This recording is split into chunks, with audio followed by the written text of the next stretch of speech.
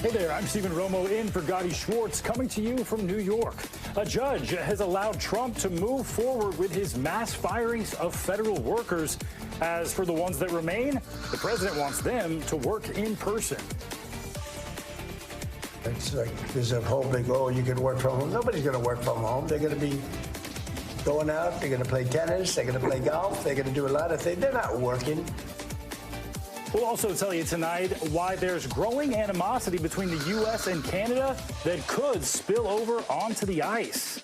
Plus, it's being called Uber with Guns, an app that allows users to hire on-demand armed guards. And what in the world is happening with this horse? Those are just some of the stories we're following, and there is a lot more to unpack tonight. So let's get going, because this is Stay Tuned Now.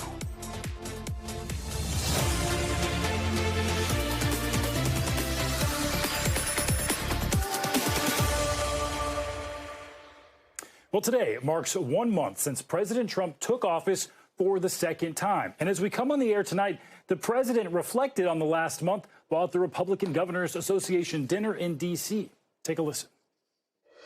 On day one, I declared a national emergency on our southern border. I sent our military to the border to secure the sovereign territory of the United States of America. We ended catch and release. We began the largest deportation operation in American history, larger even than that of President Dwight D. Eisenhower. But we're learning that the president's plan to house migrants at Guantanamo Bay, Cuba, may not be going according to plan. 3 sources familiar with the operation telling NBC News that nearly all the migrants at Gitmo have been flown out of that facility there and are now in Honduras. Meanwhile, today, a federal judge blocked labor unions' efforts to stop the White House from carrying out mass layoffs within the federal government, which means they can carry on with these firings.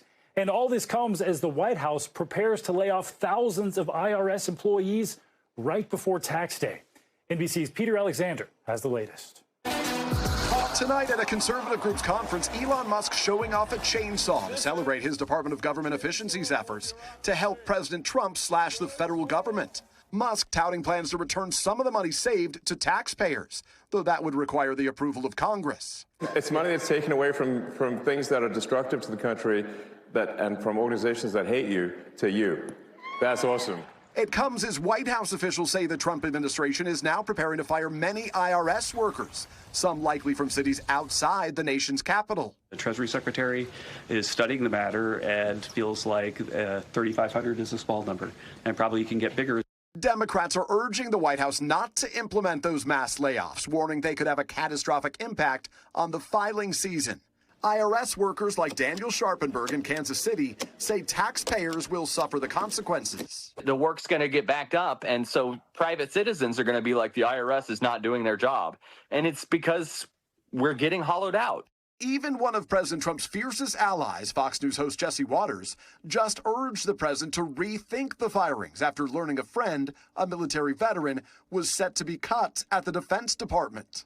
We just need to be a little bit less callous with the way, Harold, we talk about doging people. Roughly 30% of all federal employees are veterans, including Marine veteran Andrew Lennox, who was just fired without warning from his job at a VA hospital in Michigan. We're not some deep state that has ulterior motives. I want to go to work. I want to help veterans. Still, the president is showing no interest in slowing down his remaking of the federal government. In his first month, signing more than 73 executive orders, with Musk's DOGE cost cutters now operating at least 18 separate departments and agencies. We found billions, tens of billions of dollars of fraud and waste and abuse, and that's just the beginning. But while Republicans have praised the president for slashing what they view as wasteful spending, the White House has provided no evidence of fraud, which is a crime. Also tonight, confirmed by the Senate, the president's FBI director pick, Kash Patel, despite stiff opposition from Democrats and 2 Republicans, who've repeatedly questioned his qualifications and his commitment to the Bureau's independence. When everyone else in the first Trump administration said, no, I won't do that, that crosses moral, ethical, and legal lines, Kash Patel said, sign me up. And Peter Alexander joining us now. So, Peter, the Trump administration had said it wanted the worst of the worst migrants held at Guantanamo Bay. So what's happening there? Well, the Trump administration, we've now learned, deported 177 of the 178 migrants being detained in Guantanamo Bay, Cuba today. That's according to 4 sources who NBC News has spoken to. New court documents show that there were 178 migrants, all from Venezuela, in detention there as of this morning. And a flight tracker shows that a flight leaving Guantanamo Bay, ultimately going to Honduras, landed there. The Honduran government saying that they received about 174 individuals, migrants in total, who will make their way ultimately to Venezuela. It's unclear specifically whether the Trump administration is going to continue to send migrants to Guantanamo Bay and whether they, given the fact that they have encountered some legal challenges along the way. Stephen? Yeah, something more to watch there. Peter, we mentioned earlier this bid the federal judge denied today regarding the federal layoffs. What more can you tell us? So a federal judge has ruled that President Trump can continue with these mass firings that have already taken place so far, these sweeping layoffs of federal employees. This rejects a lawsuit that had been brought by several labor unions who were looking to temporarily halt the firing. Stephen. And, Peter, got to ask you about the big news regarding Senator Mitch McConnell today, saying he won't be running for re-election. I think we actually have a clip of that. 7 times. My fellow Kentuckians have sent me to the Senate. Every day in between, I've been humbled by the trust they place in me to do their business right here. I will not seek this honor an 8th time. My current term in the Senate will be my last. So, Peter, a big departure. What does this mean for the Republican Party? Well, this obviously marks a major milestone for the Kentucky Senator Mitch McConnell, 83 years old today, chose his birthday to make this announcement, celebrating the birthday and also his decision that he will be retiring after 40 years. This is a decades-long tenure as a power broker here in Washington, D.C. In fact, he was the longest serving party leader in the Senate's history, the top Republican for a long time, overseeing presidential impeachments, pushing through President Trump's tax cuts the first go around. And over the course of the time since then, he's also had his clashes with President Trump, but he says he will remain in office until his term is up in 2027. Now, the leadership role in the Republican Party in the Senate falls to John Thune, but Mitch McConnell obviously has had a significant mark on Republican leadership in the U.S. Senate. Stephen. And so much has changed over those 40 years. Peter Alexander, thanks so much. Thanks. Well, as we continue to see more headlines about federal workers losing their jobs, we're trying to put a face to those numbers and bring you their stories. Last night, we spoke with a researcher with the National Institutes of Health who was recently fired, along with a member of the National Park Service based in Yosemite. Well, joining us tonight is Nelson Feliz Sr., a 30-year Army veteran who served as a first sergeant and spent more than a decade working for the Department of Veteran Affairs until he got a notice that he was being let go just a week ago. Nelson, thanks for joining us tonight. I'm sorry about the difficult situation that you're in right now. Tell us, what type of work did you do for the VA? So I started back in Florida doing MSA work. Now I was working in a hospital doing background investigation for the VA, VHA, and fingerprinting folks that were newly hired. I gotcha. Yeah, important work. I'm sure you enjoyed doing it for 10 years. I know you wrote a letter appealing your termination. Tell us about how did you find out you were being let go and what reason were you given? Well, I didn't find out because my normal work hours were during the week. So Friday I was off. So they were calling me, but I had my phone on vibrate. It was Valentine's Day and little family time. And then I got a phone call from one of my coworkers and told me, hey, you need to look at your email and see what's happened. So then I found out that at 7 p.m., they sent me a letter saying that I was terminated. And that just... Yeah, shocking, I'm sure, to see that. Did they say it was for performance, or did they give you any type of reason, or did they just say you're out? They just took it random, and everybody that they send this letter to said it was performance, but there's a form called 0750 that will show that that was incorrect. Plus, I had tenure.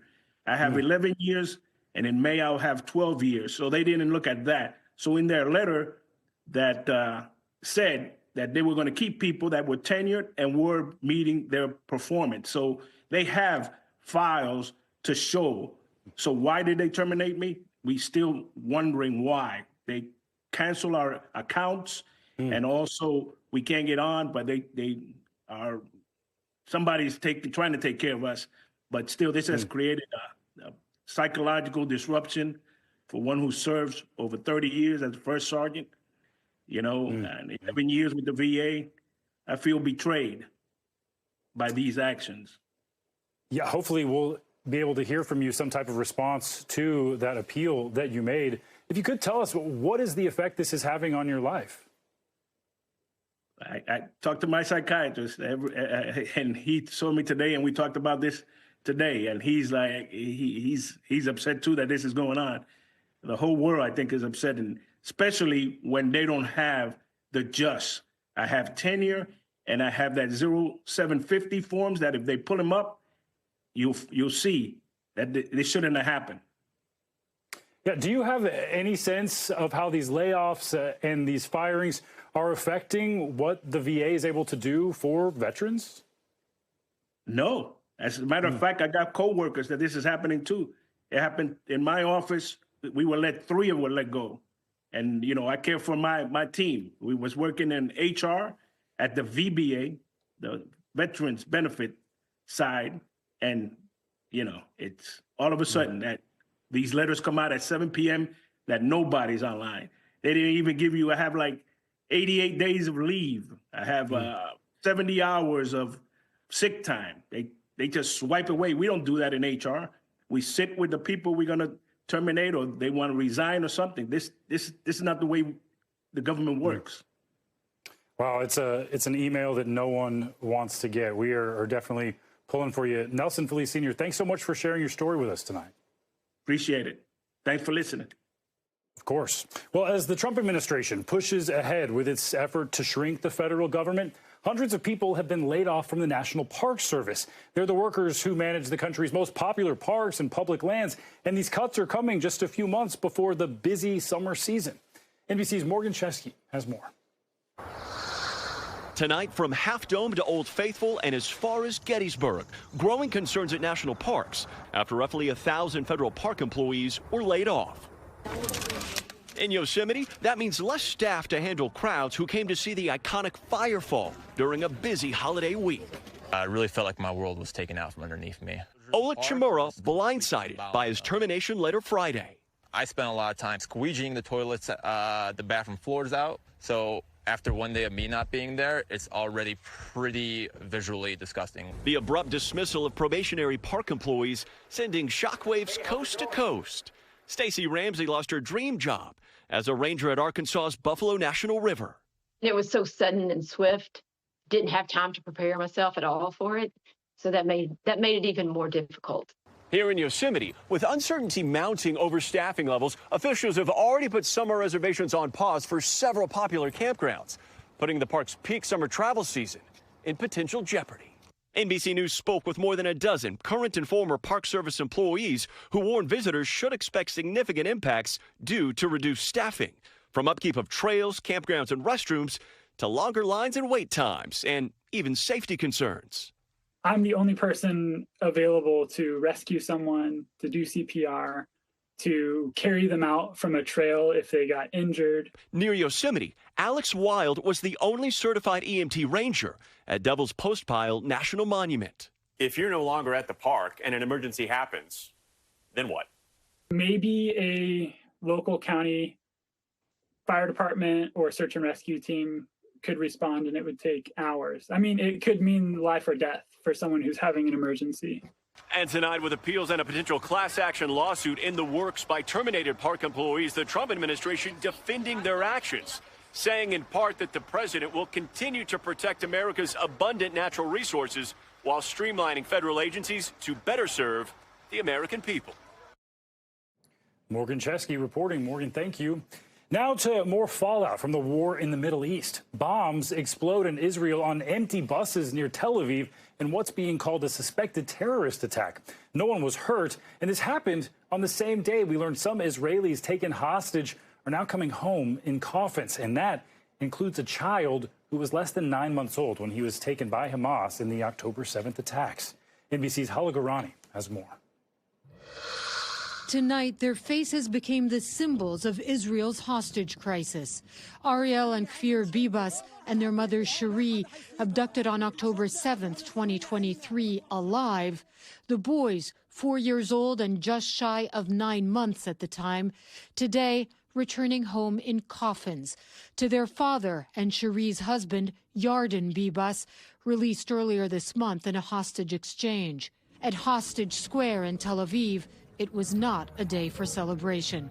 Gil Dickman's cousin Carmel Gott was also taken hostage and killed in Gaza last August. For the families, it's a devastating moment, and it's a reminder for them so that we have to fight for the others. The atmosphere is certainly more solemn than on Saturdays since the signing of the latest deal when live hostages are returned. This time, the country is witnessing the return of deceased captives. The day started inside the devastated enclave where masked Hamas fighters handed 4 black-clad coffins over to the Red Cross. In addition to the Bibas family, 84-year-old activist Oded Lifshitz was among those sent back. He volunteered with a group that would drive Palestinians in need of care to Israeli hospitals. The Israeli military transported the coffins to a forensic facility. The remains of Lifshitz, formally identified there. Tests are ongoing for the others. Back at Hostage Square, many tell us death and devastation in Gaza need to end for everyone. We don't want to live in a constant war. It's not good for anyone. We want this war to end. Hala Garani with that report. Here are some other headlines we're watching tonight. The Senate narrowly confirming Kash Patel as the FBI director today. Only 2 Republicans, Lisa Murkowski and Susan Collins, opposed his nomination. Patel has a to restructure the FBI, which made him a controversial choice and what some observers saw as an unlikely choice to survive the confirmation process, but he did it. Delta is offering $30,000 to each of the 76 passengers on board the plane that crash landed in Toronto. It's not clear how exactly the company is going to give out that money, but if everyone claims the cash, Delta would have to fork out over $2 million. Remember, that flight burst into flames while landing on Monday. Everyone got out okay, but 21 people were hurt. Well, several upstate New York prison guards were charged today in the beating death of a handcuffed inmate, all captured on body camera. Robert Brooks was beaten by guards in December, which led to calls for justice. Those charges include second-degree murder and first-degree manslaughter. NASA is now saying the asteroid they're worried about actually has a lower chance of hitting the Earth. The percentage has been shifting the last few weeks, now with only a 1.5% chance of making contact. That's down from 3.1% just a few days ago. The asteroid is supposed to hopefully pass by the Earth in 2032. If it did hit us, it likely would not end civilization, but it is big enough to destroy a whole city in the unlikely event that it does end up hitting the planet. And a new survey finds nearly 1 in 10 American adults identifies as LGBTQ+. The Gallup poll found the rate continues to rise, with the percentage jumping from 7.6% in 2023 to 9.3% last year. According to the poll, the increase comes as Gen Z is reaching adulthood. Well, some breaking news we're following tonight. The Trump administration is reportedly planning to take over the United States Postal Service. According to the Washington Post, President Trump could sign an executive order as early as this week, firing the USPS governing board and having the Commerce Department take control of the 250-year-old agency, which, according to postal experts, is likely against the law. The Post is also reporting that the board is planning to fight the expected executive order. NBC News has not yet independently verified that reporting. Well, don't go anywhere. We are just getting started. Up next, more troops are heading to the southern border, but they're not from the U.S. They are coming from Mexico. A look at what's going on down there. Plus, it's basically Uber, but with guns. The Protector app is gaining popularity after the killing of the United Healthcare CEO.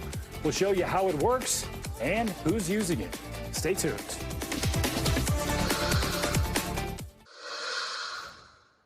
Welcome back. The Trump administration is officially designating several drug cartels and gangs as foreign terrorist organizations. This comes as Mexico is ramping up its own troop deployment at the border. NBC's Gabe Gutierrez is there and has this report. In Juarez, Mexico tonight, a show of force. This is the Mexican National Guard and Army, part of the 10,000 extra troops deployed by the country's new president, Claudia Sheinbaum, after President Trump threatened a 25% tariff on all Mexican goods coming to the U.S. Major Alexander Vasquez Hernandez tells us he now has a lot of reinforcements, troops patrolling the border fence and searching for drug and human trafficking tunnels. This one discovered recently, 4 by 6 feet, sophisticated, with lighting and ventilation. Most of the fentanyl is snuck into the U.S., not through rural areas, but through legal ports of entry. That's why there's an increased military presence here. NBC News granted exclusive access weeks before a 30-day pause in Trump's tariff threat is set to expire. Critics say the troops will do little to help crack down on illegal immigration and the flow of fentanyl, and instead amount to a wasteful political stunt. Is this all a show for President Trump? We don't have that answer, he says. We're just under orders to maintain a presence. Illegal border crossings dropped dramatically after the U.S. tightened asylum restrictions during the last part of the Biden administration. Since Trump was reelected, they've fallen even more, 35% from December to January. Trump's border czar now says they're down to 229 a day, down from a peak of 11,000 a day during President Biden's term. Marcos is a coyote, a human smuggler in southern Mexico who's concealing his face and last name. The troops won't make a difference, he says. It's foolishness. But he does concede Trump's stricter border policies have caused his business to plummet about 80% since Inauguration Day. Do you consider yourself a criminal? No, he says, I've never abandoned or robbed anyone. Instead, he considers himself a travel agency that might have to raise prices. Gabe Gutierrez, thanks so much. Well, Panama is detaining about 300 migrants in a hotel. They're from all around the world, but they were originally deported from the U.S. NBC's Marissa Parra has that story. Striking scenes from the windows of this Panama hotel. Confined inside by Panamanian authorities on Tuesday, migrant men, women, and children deported from the U.S. by the Trump administration sent messages to the outside world the only way they can.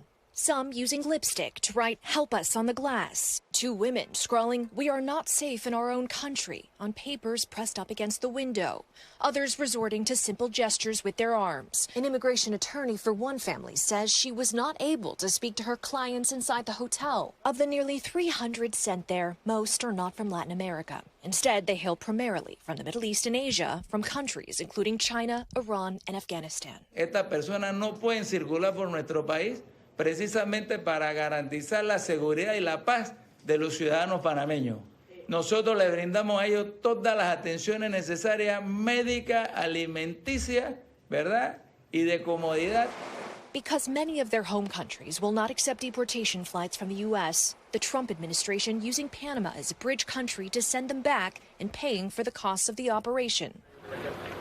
An arrangement announced after Secretary of State Marco Rubio's visit to Panama earlier this month. Panama says 128 of the people in its custody are unable or unwilling to return to their home countries. The deportation from the U.S. leaving many migrants, including children, terrified and scared, according to the New York Times.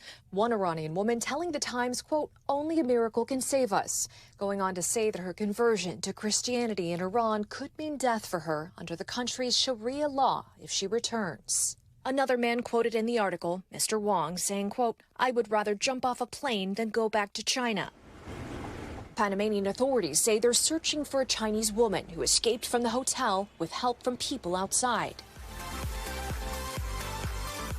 That distress, a far cry from the Decapolis Hotel's usual role as a haven for relaxation, leisure, and entertainment. Rooms there run about $100 to $150 per night. Panamanian authorities saying they are only housing people at the hotel until they can prepare space for them at Camp San Vicente, a remote outpost for migrants usually traveling overland towards the United States through the notoriously rugged and dangerous Darien Gap near Panama's border with Colombia. Tonight, many of the migrants have now been transferred to the Darien region. Marissa Parra with that story. Well, the Trump administration's federal funding freeze is putting many people in limbo, like American farmers. Their budget based on grants from the federal government have now left them searching for ways to try to carry on. NBC News correspondent Emily Ikeda has that story. There's about 100 of them out there. Kevin Levitt hopes these solar panels would help his main farm flourish. The hope here is that these panels will produce enough electricity that the farm needs all year long. He was only able to move forward with the pricey project because of a federal program that promised to shoulder roughly a third of the cost after completion. But the panels have been up and running for weeks, and no sign of the $45,000 he's been counting on from the U.S. Department of Agriculture. Could you have ever imagined finding yourself in this position after taking on that agreement? No, everything is in writing, everything's signed, you're stressed out, you're on edge. It has a toll on you. President Trump has signed a flurry of executive orders pausing federal funding for review, including the Inflation Reduction Act, the climate initiative passed during the Biden administration. That has grant money built in for farmers like Levitt to conserve soil, water, and energy. I can't get any answers. Coast to coast, farmers who overwhelmingly supported Trump in November are voicing confusion and concern. I've already done a bunch of the work, already paid for the material, already paid for the labor, so I'm out all that cost. It's going to reach into every state and every community nationwide. That's how far the reach of the Department of Agriculture is. A USDA spokesperson says Secretary Rollins is aware farmers have been waiting on payments during this government-wide review and is working to make determinations as quickly as possible, citing plans to share information later this week. Until then, what do you want people in Washington to know? Enforce the contract that they gave to us, that they gave to everybody else, and do what it says. Or else what? Or else there might not be farms. Emily Ikeda, NBC News. A lot of concern and frustration. Emily, thank you.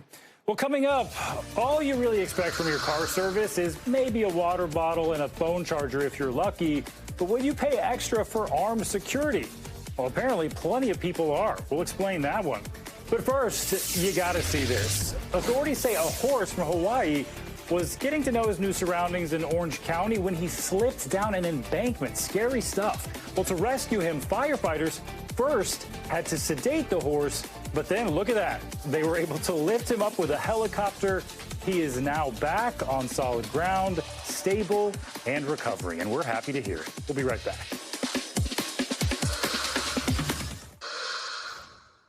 Welcome back. Turning now to the dramatic arrest of a former NFL player at a city council meeting in Southern California. It all started after he spoke out against a plan to display a plaque at a local library inscribed with the words, "Making America Great Again." NBC's Dana Griffin has that video and what he's saying now about the arrest. I will now engage in the time-honored American tradition of peaceful civil disobedience. Former Minnesota Vikings punter Chris Kluwe kicking up a fuss, getting arrested at Tuesday's city council meeting in Huntington Beach, California. Kluwe swarmed by police officers who carried him out of the room. Before the arrest, a fiery denouncement of President Donald Trump's Make America Great Again movement. MAGA stands for trying to erase trans people from existence. MAGA stands for resegregation and racism. MAGA stands for censorship and book bans. Kluwe was protesting plans for this 50th anniversary plaque for Huntington Beach's Central Library, inscribed Magical, Alluring, Galvanizing, Adventurous, or MAGA, and below it, Making America Great Again. I felt the first officer come up behind. I warned him I was going to go limp, went to the ground. They asked if I was going to walk out. I said, no, you're going to have to carry me out. Once the meeting reconvened, Councilmember Chad Williams justified the plaque. If you look at the bottom of the plaque, you'll notice some other words where people are not offended. It says, through hope and change. Who said that? That was Obama. Our nation is built back better. Built back better. Who said that? That was Biden. Moments later, the city council unanimously approving this version of the plaque, still with MAGA at the bottom. Tonight, council member Gracie Vandermark defending the inscription. So is it safe to say, yes, the council is part of the MAGA movement? Well, do we want America to be great again? 100%. And I think everybody should. And if you don't want America to be great, you're probably not in the right country, because there are millions of people who risk their lives just to come to America. Kalui was released from jail after a few hours, charged with disrupting an assembly, a misdemeanor. This is the MAGA movement. It's not about community. It's not about building anything. It's about doing whatever they want, and damn you if you object. Kalui hasn't been shy about speaking out in the past, writing on Deadspin in 2014 that he believed he was fired from the Vikings for his public support of gay marriage, telling CNN. When it came to my head coach saying, hey, you need to stop speaking out about this, I said, well, no, that's not the right thing to do. The Vikings saying in a statement at the time, Chris was released strictly based on his football performance. All right, Dana Griffin, thanks so much. Meanwhile, move over, Uber and Lyft, the newest rideshare app, just hit the App Store this week, and it's a little different from its competitors. It's called Protector, but has already earned a brand new nickname, Uber with Guns. That's because your ride on Protector includes a personal armed bodyguard. As of today, it's Apple's 13th most popular travel app in the App Store, right in front of Hilton and Spirit Airlines. It aims to bring private security to the public with just a tap on the screen, but only if you live in New York or Los Angeles. And joining me now to talk more about the Protector app is NBC News correspondent David Noriega. So, David, if you could break down all this for us, besides the fact that people are calling this Uber with Guns, what really are riders getting here? Yeah, Steve, so this is a company that was started by a former product designer for Facebook. And the idea is basically that any individual can order a private security detail. The company says that all of the people who work for it are ex-military or ex-law enforcement, which is the sort of person that you usually encounter when you hire a private security company through more formal means. The difference here, this is how the company presents itself, is that rather than having to go through the relatively logistically challenging and expensive process of hiring a large private security company to assign you with a team, you can just hire an individual bodyguard or a number of bodyguards directly through the app. So it's theoretically kind of really opening up or kind of democratizing the market for this. Now, it is expensive, though. The smallest amount of money that you can spend on this app is for a 5-hour ride or detail, or however you want to put it, for $1,000 with one guard, one armed person to accompany you. Now, the price goes up dramatically if you hire more people and more vehicles. This is not counting a $125 annual subscription fee. So even though this is theoretically available to everyone, you have to be willing to put down a pretty substantial chunk of cash if you want to, use the service.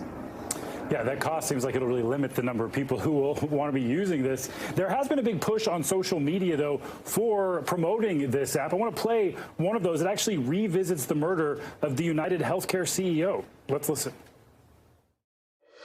Brian Thompson, the CEO of United Healthcare, was killed on December 4th, 2024 in Midtown Manhattan. Now we're going to run through a scenario to demonstrate where if a protector had been present, crisis could have been averted.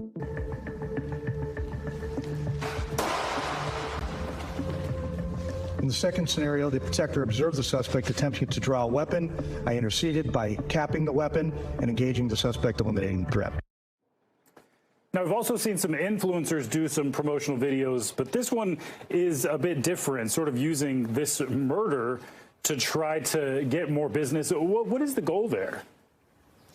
Yeah, Steve, it's actually interesting. This company announced 2 days after the murder of Brian Thompson that they were accelerating the launch of the product. So it's unclear when it was initially supposed to launch, but it was not Q1 of 2025 where we are now. So they accelerated launching Protector directly in response to the death of Brian Thompson. So they're presenting it explicitly as a service that could have prevented something like that happening.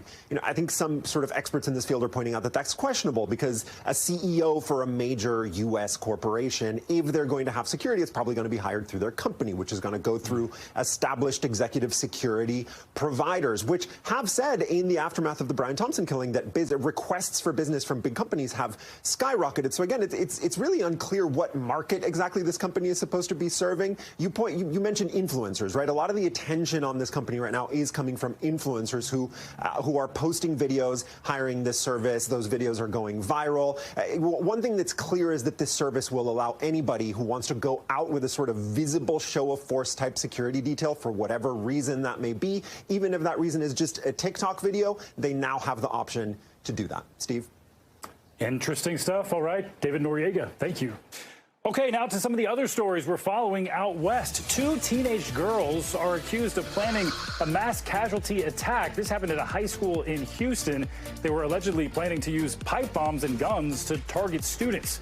Police say they arrested the 2 within 30 minutes of learning about their plan. Well, an Idaho judge is denying motions that would prevent the use of key DNA evidence in the trial of Brian Koberger, who's charged in the murder of 4 students near the University of Idaho from 3 years ago. His trial is set for August, and if he's convicted, he could face the death penalty.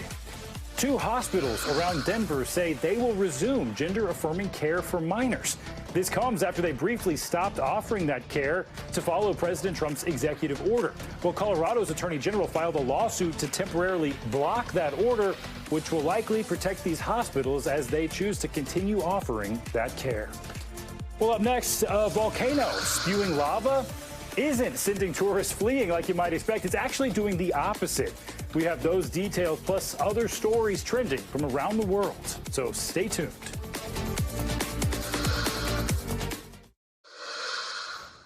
Welcome back. In Ukraine, talks to resolve the war seem to just be going nowhere now.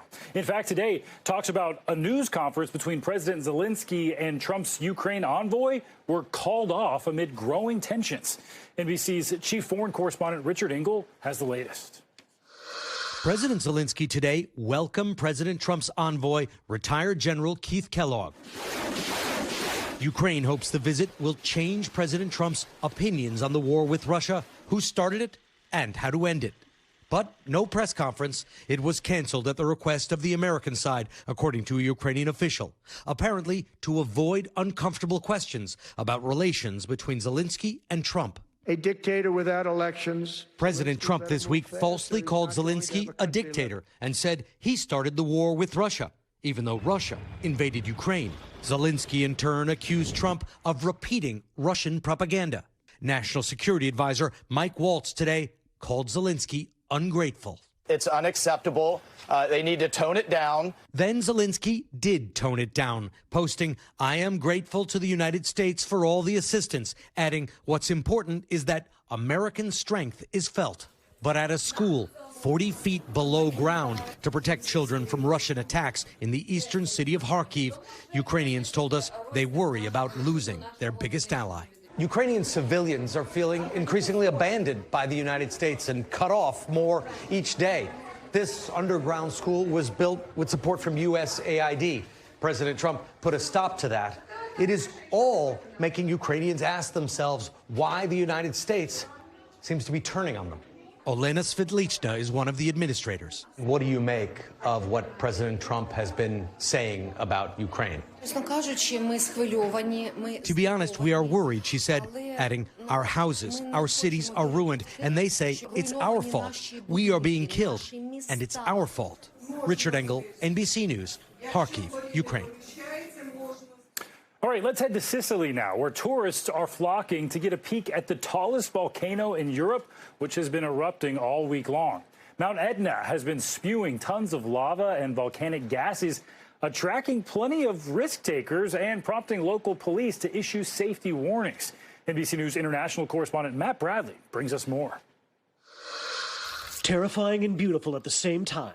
That is Italy's Mount Etna, and people can't seem to stay away from the allure of the bright orange lava spewing from the world's most active volcano in Sicily. The tourists getting authorities red hot while they coordinate rescues.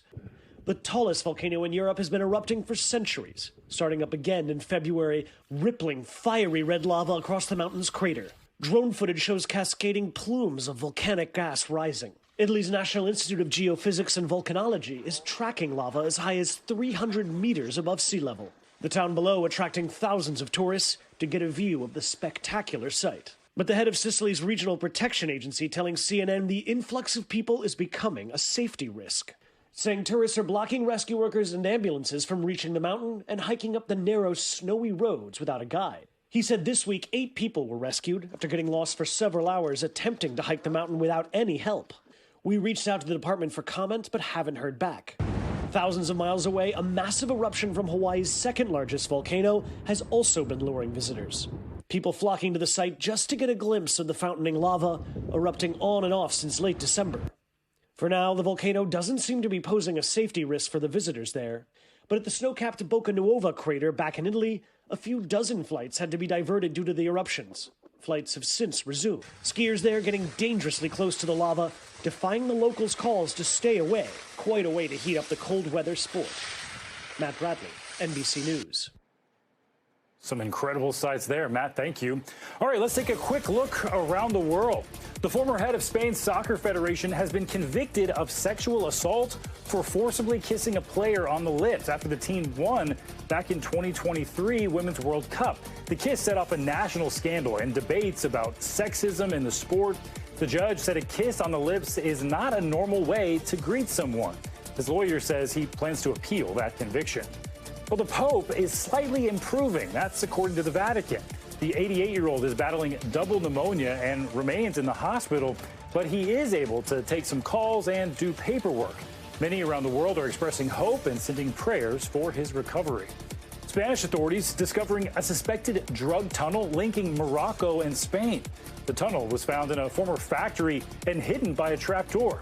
Police think it could have been used to move drugs across the border, but no drugs were actually found there and no arrests have been made yet. And South Korea's President Yoon bounced between 2 courts today. In one, he's fighting criminal rebellion charges, which could mean life in prison. In the other, he's fighting his impeachment, which could mean his permanent removal from office. Final arguments in that case are set for next week. Well, before we go, an unbearable wait. The Atlanta Zoo is now in talks with China to bring pandas back to them.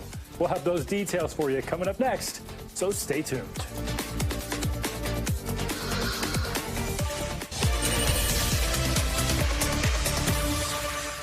Welcome back. In tonight's Future of Everything headlines, we have some more bad news for EVs. Nikola filed for bankruptcy. Now, this was a company that a lot of people said would become the Tesla for trucks.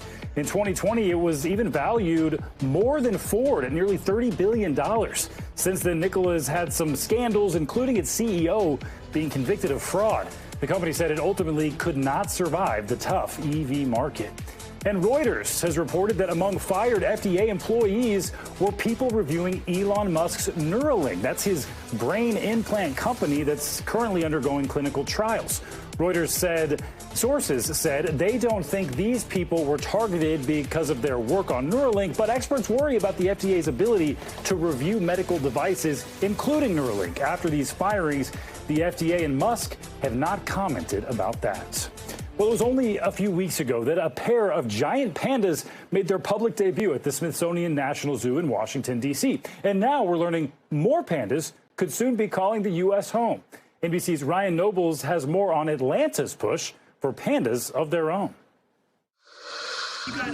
Pandemonium's back. Big news for fans of these unbearably cute creatures. Good morning. I cannot handle. Georgia's Zoo Atlanta announcing Wednesday it's, quote, engaging in dialogue with partners in China on a future giant panda program. The zoo also says it's preparing by looking at ways to expand its panda conservation center, which was home to giant pandas for more than 2 decades, but has sat empty since October when the city's 4 beloved bears returned to China. Long lines of visitors stopping by to say goodbye before they left. Going to see the pandas. Now Atlanta is hopeful the playful black and white bears will be back soon. Just last month, Americans celebrating the return of pandas to the nation's capital.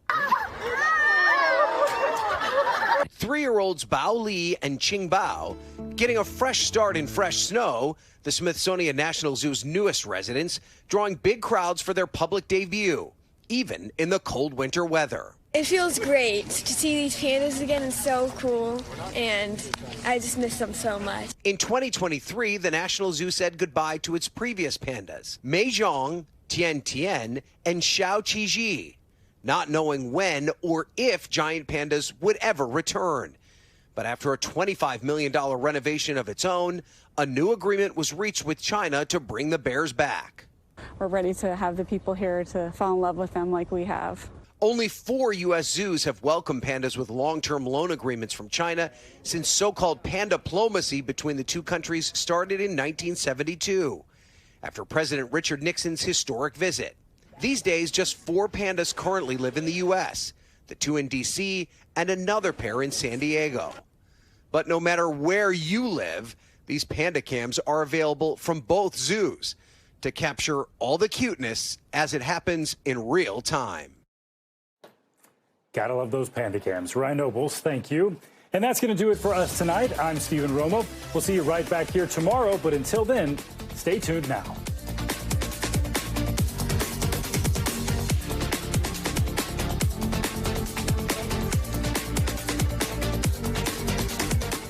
Thanks for watching. Stay updated about breaking news and top stories on the NBC News app or follow us on social media.